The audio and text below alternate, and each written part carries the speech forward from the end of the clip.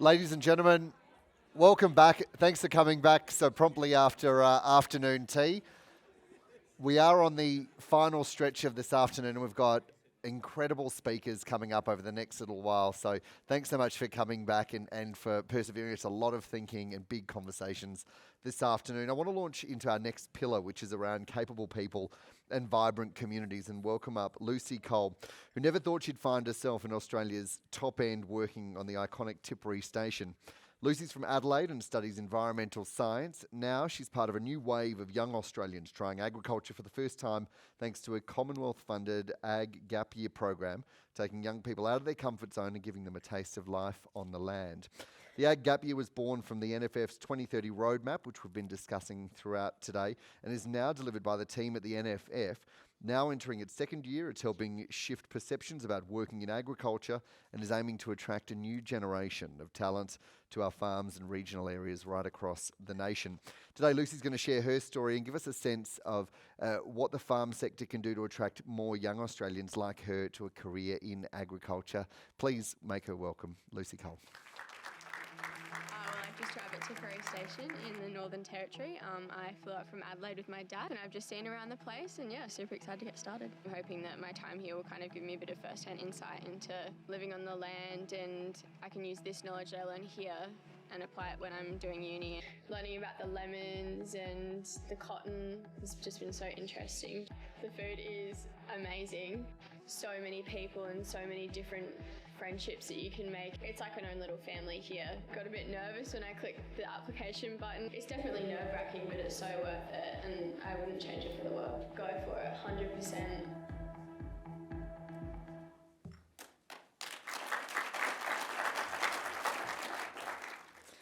Good afternoon, everyone. Before I start, I'd just like to say a big thank you to the National Farmers Federation for allowing me to speak on behalf of the Ag Career Start program. I'm sure I can speak on behalf of all of you. We've heard from some really inspiring people, and I'm genuinely honoured to be talking amongst such esteemed company. So I just thought, I have never been the most decisive person. This is me, approximately 10 years ago. If you'd come up to me on this day and said, "Hey Lucy, what do you want to be when you grow up?" I would have said, "Oh, I want to be a vet." That was until I realised that being a vet didn't necessarily mean playing with puppies and kittens all day long. That's okay. Fast forward to high school, I was dedicated to becoming a lawyer. Coincidentally, I loved watching Suits. I thought Mike Ross and Harvey Specter were pretty cool at the time. Yet here I am at 19, encouraging young people to pursue a career in agriculture. And rest assured, it's not just because season 12 of Farmer Wants a Wife did come out this year. If there has been one career or way of life or industry that I feel the most at home and passionate about, it is agriculture. When I began writing this speech, I kind of thought to myself, I pondered over how I would approach it, and I thought to myself, what really is agriculture? And I was honestly stumped. I struggled to put such a compelling and comprehensive industry into just a few words, into a sentence. So I thought I'd turn to my very good friend, if the slides begin to go, Merriam-Webster, for help. So agriculture, if we can get it. Go back. Technology. Agriculture, the science, art, or practice of cultivating the soil, producing crops, and raising livestock, and, in varying degrees, the preparation and marketing of the resulting products. For me, that was an absolute tongue twister. Whilst I believe this is true, 100%, I believe that my time in the Ag Career Start program has allowed me and my 2022 cohort to see agriculture for so much more than this. So for those of you who don't know what the Ag Career Start program is, it is a gap year program for 17 to 25-year-olds run by the National Farmers Federation and designed to assist young Australians transition into a career in agriculture, regardless to the extent to which they have been involved in the agricultural industry growing up. This year was the pilot year of Ag Career Start. The current 2022 cohort, comprising of 30 young Australians, are spread far and wide across the country, from the tropical top end to where I'm lucky enough to call my home for 2022, to expansive Western Australia, east to New South Wales, and all the way down to mountainous Tasmania. We have participants living, working and learning about the farming of cotton, cattle, dairy, wool and so much more. And I personally believe that this is indicative of the amazing country that we are able to call our home. Despite the experience and lifestyle benefits, unfortunately, from my perspective, agriculture is not necessarily a prevailing sector of employment that a lot of young people turn to after they finish school. So our Career Start program not only allows for young people with not much experience to get into the agriculture industry, but nurtures and sets up the participants for the best possible career and involvement in the industry long term. So I turn to my 2022 peers to share with you how their 2022 gap year programs have shaped and fostered their future in agriculture. So Julian, who is here with me today, traded the ANU lecture hall for the big open skies and sea of white cotton in Griffith, New South Wales, as a COVID-induced break from his Bachelor of Science studies. He believes that the Ag Career Start program has inspired him to pursue a career in agriculture because of the people he has met along the way. The program has made him feel passionate and inspired about agriculture in a way that everyone works coherently to achieve the best possible outcome and getting the food on the table for the nation. Ben Surgener is currently living and working in Innovia Pastoral in Victoria. He believes that the Ag Career Start program has helped him pursue a career in agriculture by matching him with a farm that is willing to give him a go and be patient to teach him as someone living with a disability. Katie Price has involved herself in the dairy industry by making the move to Camden, New South Wales. She believes that the Ag Career Start program has really opened the doors for her in regards to agriculture. She would never have entered the dairy industry without them and their guidance. They have supported her and helped show her what is out there in the world of agriculture. So here's a few pictures. We have a Facebook group where we all kind of send pictures of what we're doing. So I picked out a few of my favourites, a couple of bogs in there. The Ag Career Start program also provides participants with a training engagement plan, which allows participants to upskill themselves. So the amazing Chloe at Ag Career Start, who unfortunately can't be here with us today, customises training plans for every participant. So the training plan opportunities are endless. A certificate in agriculture, attendance to industry conferences, a motorcycle license. I heard earlier today that Julian got his forklift license, a shearing school, a nutritional workshop. When we entered the program, we got a few emails and we got told that the world is our oyster regarding our training. Our individual training was shaped by our agricultural interests and how each participant felt they would like to upskill ourselves. Along with this, our employers gave us advice on training that they might have done previously or what may help us in our placement. Our $1,000 industry engagement bursary allows each participant the opportunity to attend any industry events of their interest, so including our ticket, our flights, our accommodation for the duration of the conference. Through the training and engagement bursary, I've attended conferences and undertaken training that has allowed me to network and discuss areas of agriculture that I personally am passionate about with like-minded people. Many of the Ag Career Start participants journeyed to Sydney in order to attend Innovation Generation, a conference that unites a variety of young 18 to 24-year-olds in the agricultural industry. Not only does the Ag Career Start provide the most fulfilling experience for the participant, but allows the host farmer to share their knowledge and wisdom with a young person equally passionate about the industry. The opportunities that being involved in Ag Career Start have presented with me personally have been invaluable. This year has allowed me to shape my values, my sense of self, and solidify where I really want my involvement in agriculture to go. Personally, I entered the program knowing that I was passionate about the environment. Just coming out of school, I was super into climate change and sustainability, yet I've always felt drawn to the rural lifestyle. I was enrolled in an environmental management degree to begin next year, but I wasn't really sure where I wanted the course to take me in terms of agriculture. I am actually now exiting the program, pursuing a Bachelor of Agriculture and a Bachelor of Business, and I have honestly never felt more secure in a decision in my whole entire life. Even after today, I even feel better about it, so thank you, everyone. I don't know if I speak on behalf of all of you, but the agriculture industry is where I feel like I belong the most and where I can pursue sustainability in a way that fulfills my love for the land and the country that we are lucky enough to call our home. So this year I have been living and working at Tipperary Group of Stations in the Northern Territory. Being a complete guinea pig to agriculture, I will admit that I was very nervous when I stepped off the plane into the humid climate. I almost did a 180 and got back on the plane to Adelaide because it was a little too hot for my liking. But what has made the year so amazing for me is how immensely dedicated the host farmers are to educating and upskilling their participants. So I have been lucky enough to work under Bruce Connolly, the farming manager at Tipperary Group of Stations. You can see him holding a snake in the top right corner. Luckily, I was sitting in the back of the ute. It wasn't too close.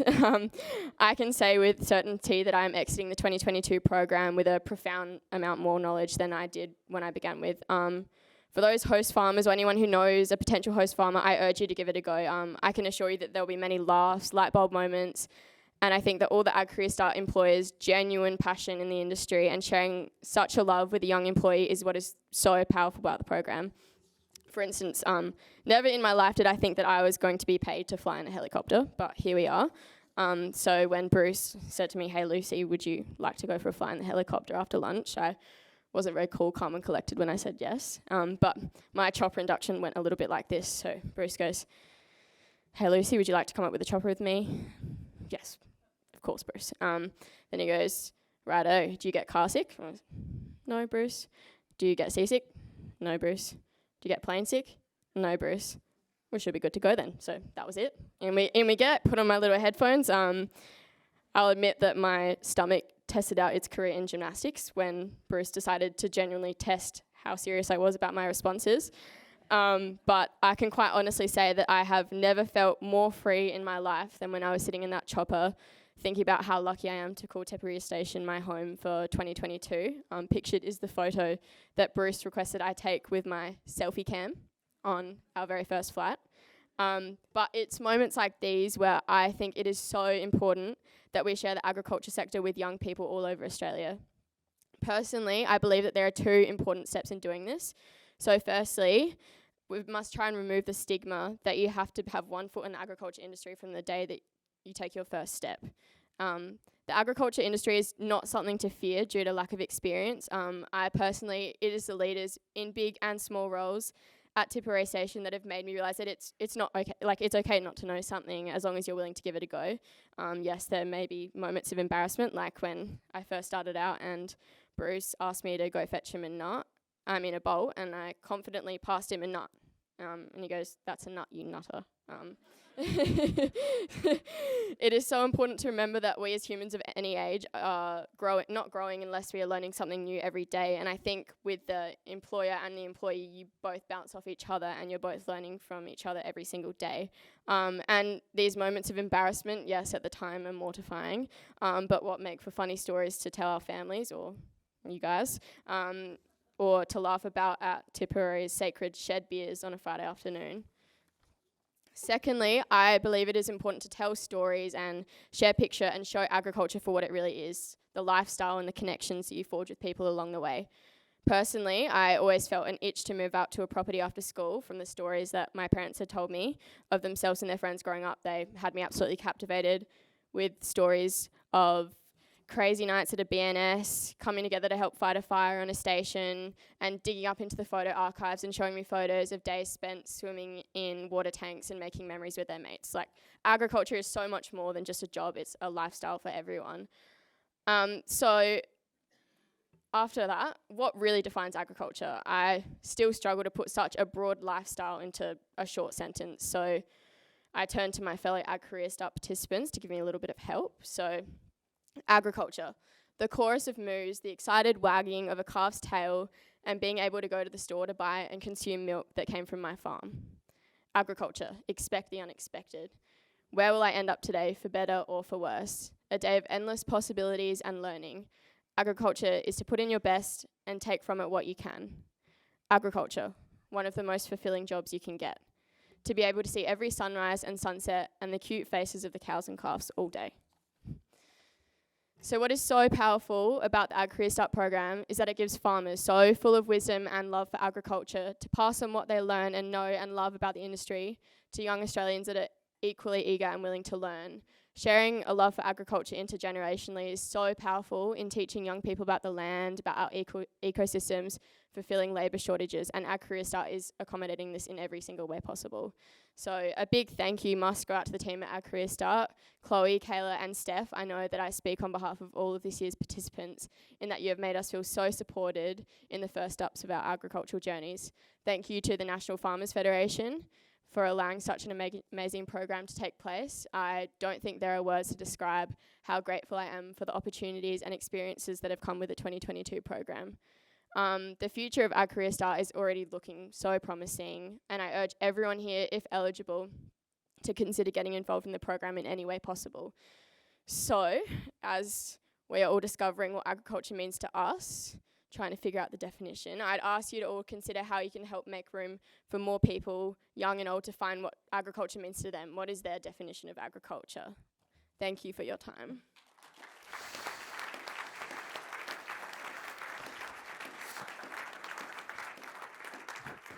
Thank you so much, Lucy. What a journey. We'll get into that in a moment, but also want to welcome up Liz Ritchie, who's the CEO of Regional Australia Institute, who became the CEO in 2019 after joining in 2018 as the General Manager of Strategy and Partnerships. For over 20 years, Liz has worked across the corporate, government and not-for-profit sectors, specialising in leading organisational transformation to build sustainable futures.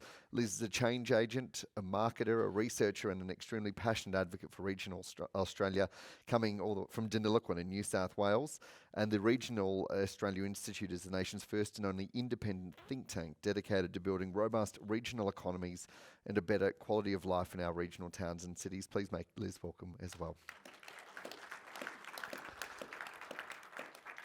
Lucy, what an incredible story. What was your parents' reaction when you first told them what you wanted to do?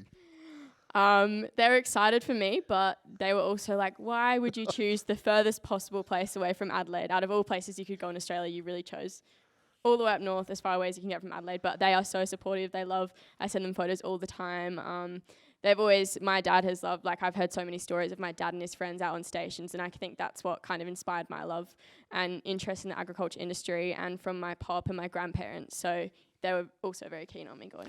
You touched on stigma in your speech just then. What do you think is the way to overcome those stigmas of what is agriculture and what are the possibilities there?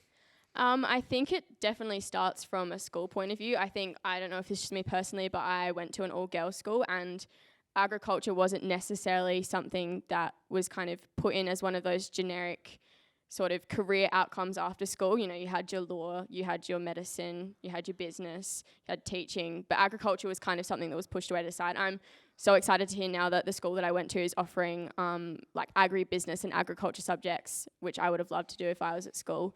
But yeah, I think it's just definitely putting it out there as an option, and not stigmatizing it as something that you need to have grown up on a family farm and take over your family farm. It's something that everyone can be involved in, and also there's so much more than just the farmers themselves. I know working at Tipperary, there's a variety of people with a whole different lot of qualifications. We have people doing the business analytics. We have people that are butchering the meat. We have people fixing air conditioners. There's such a broad variety of options for employment in agriculture that I don't think are necessarily exposed enough. Can I just stick with you about, I guess, what your experiences that you've had over the last year have informed you about perhaps ways to get more younger Australians into the sector? I just definitely think programs like this, and I think social media is especially powerful in getting the agriculture industry out there. I know I get a lot of messages, and I'm sure Julian does get the same, he's here with me today, of people going, wow, what you're doing is just the coolest thing ever, but how do you even do that? Because I know when I found that I was looking for employment for a gap year in agriculture, it was really hard considering that I had no experience. I was fresh out of school. But I think social media, with the Ag Career Start, putting so many social media posts up and just getting the word out about agriculture itself and just showing pictures and showing it for what it really is. There's a few people on the station that I work at that have quite largely followed TikTok accounts. And I know it's just a lot of people who may live in the city and are just genuinely curious about what goes on in the station, because you don't really know until you're living it yourself. So yeah, I think definitely social media is super important. Yeah, it's a really interesting point. Liz, I saw you nodding away, wanting to fist pump the air while Lucy was speaking. You guys have actually done some research about this, haven't you? About younger people, younger Australians getting into the ag sector, particularly around COVID-19. Well, not exactly in the ag sector, but certainly we've done plenty of research. And congratulations, a sensational address there, Lucy, and a great story. Really inspirational for our younger generation, for which we are seeing great interest across the nation like never before to actually make that move to the regions. So on a couple of fronts, some research we did a couple of years ago told us that 1 in 5 city dwellers wanted to make that move into the regions. But perhaps what's not widely known is that people were already moving to regions. The net population gains were being felt in regions before COVID. However, COVID has really exacerbated that movement. And I think, as everybody in this room knows, people have taken stock, they're reflecting on their lives, and they're reflecting on the different opportunities that they have. And we talk about this widely. There is choice like never before. Employees have choice, employers have choice. So what COVID has done is really open what I call a truly national employment market. And that really opens the mind and opportunities for all of our youngsters coming through, but for everybody in this room and for people who've traditionally thought that they needed to be wedded to a city to have a great career. What we're really passionate about is demonstrating that there are career opportunities regardless of where you choose to live. But that movement is definitely on the up and continues. We see cyclical and seasonal changes. So we run a partnership with Commonwealth Bank looking at their 10 million client base, and we track trend lines. So we're seeing consistently 15% uplift of movement from cities to our regions since the kind of pre-COVID movement. So the question I get most is it here to stay? And we think it is. What sort of impact is that having, if you're able to measure it, on the communities where that 15% of people from the cities are moving to? Yeah, well, I think, when we talk about rural and regional Australia, I think what's most important to understand is it's far from a homogenous place. So what's being felt is different in different areas. And I think what's important in this discussion is that, COVID, nobody planned for COVID. So when you think about the shift and how quickly that transition has been occurring, there were regional communities, and people in this room would know this well, where a shock has been felt, and that's particularly been felt in relation to housing. And we know this widely. So we did some research and looked at the housing, and what we found is that actually this was an issue that was actually bubbling beneath the surface.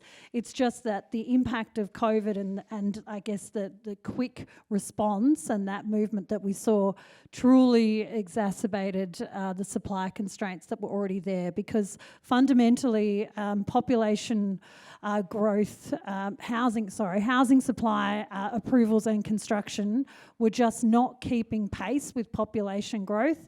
And if you look in the last decade, all of the population projections which are done at a state level were incorrect.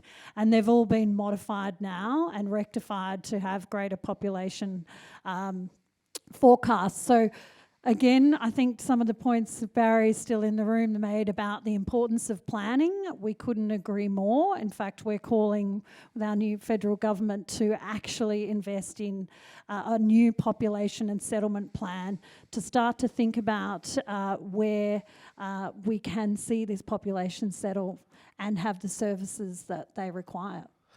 Thank you. I want to open up to questions first, but if you've got a microphone, I might get a perspective from Julian, who also did this program. Just if you can give us a sense of what your experience has been. My experience this year has been absolutely fantastic.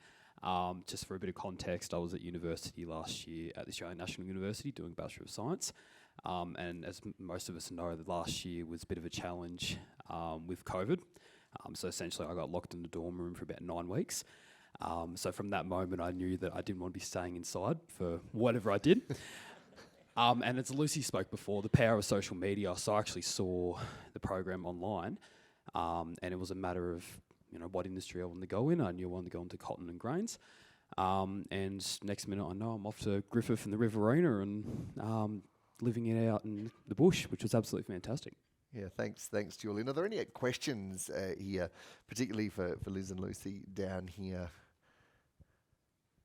Yep, one just here.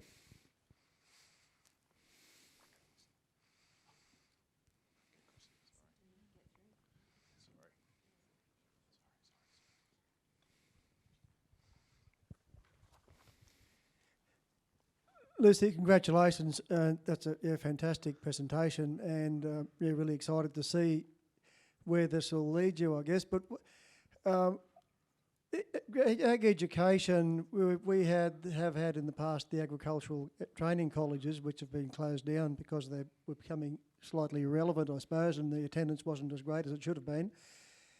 I'm John Baker from AgForce, by the way.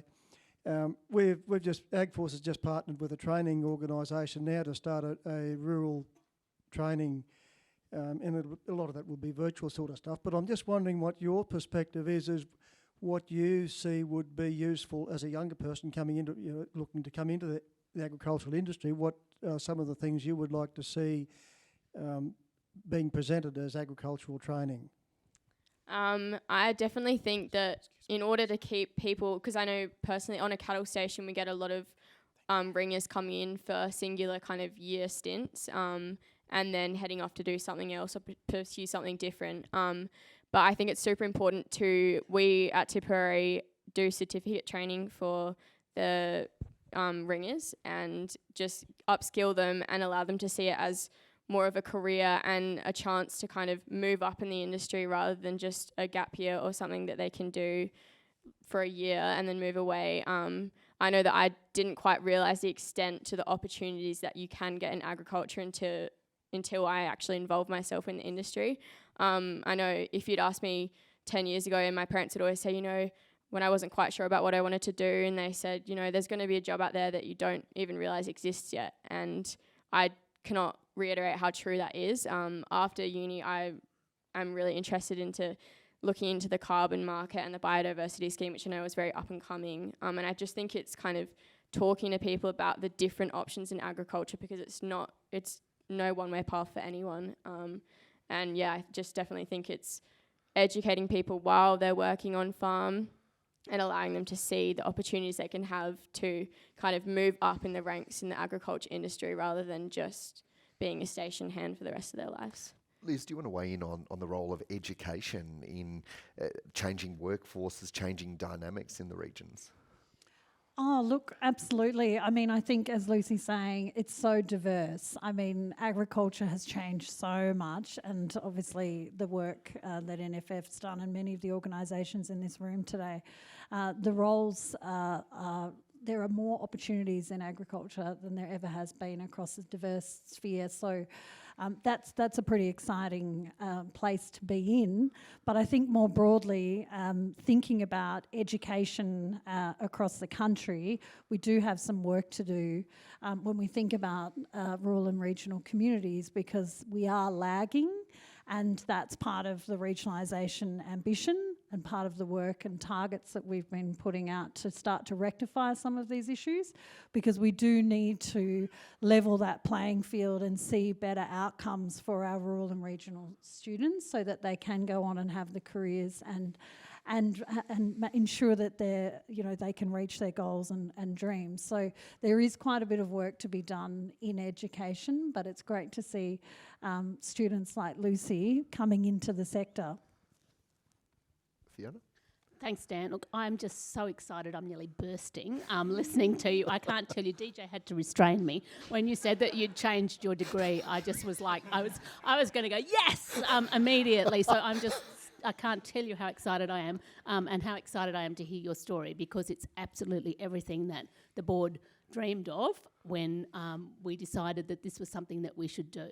And so I'm just so excited. I'm quite emotional because it's so exciting. And Julian too, thank you so much for speaking so beautifully about your experience. I've been to Tipperary, I know Bruce and David, so I can only imagine a little bit about what your experience has been.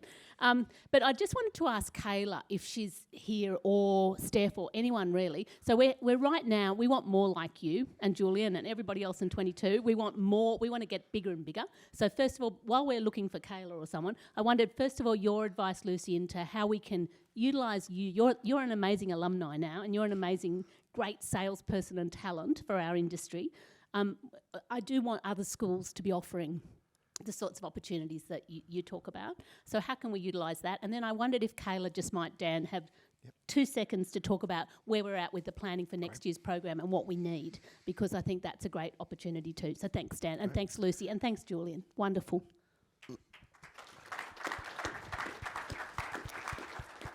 Do you want to weigh in first, Lucy, and then we'll go to Kayla? Yeah. I think definitely just kind of making programs like Ag Career Start known to schools. I think because when we're in year 12, we get this career counselling, and it's kind of what uni degree do you want to go into, what area of study, what trade do you want to do. But I found personally agriculture wasn't really something that was kind of put forward. I know at school I was lucky enough to have a lot of boarders, and I think their passion and stories about their homes really inspired me. But I don't think there's a direct pathway out of school into agriculture necessarily unless you're attending like an agricultural college. I know we do have agricultural schools where I'm from in Adelaide, but a lot of the schools don't necessarily put that as a pathway out to students. And also when we get old collegians to come in and talk to us about what they're doing, it's never really been agriculture.